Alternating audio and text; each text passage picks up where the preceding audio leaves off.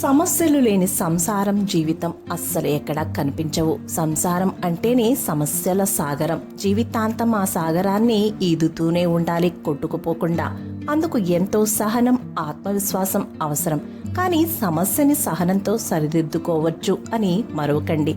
జీవితంలో ఎన్నో సమస్యలు, భార్యతో సమస్య, భర్తతో సమస్య, పిల్లలతో సమస్య, పై అధికారితో ఉద్యోగంలో సమస్య, వీటన్నిటికీ మించి ఆరోగ్య సమస్యలు, ఇలా చెప్పుకుంటూ పోతే సమస్యలు చిట్టా చాలా పెద్ద సమస్య సుమా.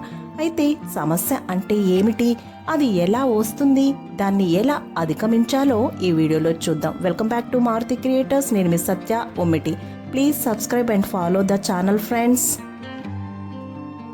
అసలు సమస్య అంటే మన ఆశకు వాస్తవానికి మధ్య దూరం. కాబట్టి సమస్యల పరిష్కారానికి రెండు మార్గాలు ఉన్నాయి. వాస్తవాన్ని గుర్తించి తక్కువ ఆశించడం ఒకటి అయితే, రెండవది ఎక్కువ ఆశిస్తే దాన్ని వాస్తవంగా మార్చుకోవడం.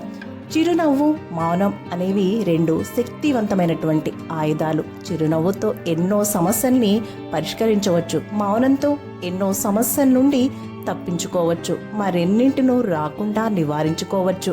జీవితంలోని సమస్యలకు ఉన్నవి రెండే కారణాలు. మనం అనాలోచితంగా పనిచేస్తాం, లేక పని చేయకుండా ఆలోచిస్తూనే ఉంటాం. జనాలకు మన సమస్యల గురించి చెప్పుకోకూడదు. 80% మంది మన సమస్యలు విని పట్టించుకోరు. 20% మందేమో ఆ సమస్యలు మనకి ఉన్నందుకు లోపల సంతోషిస్తూ ఉంటారు. Thank you for watching. Please subscribe.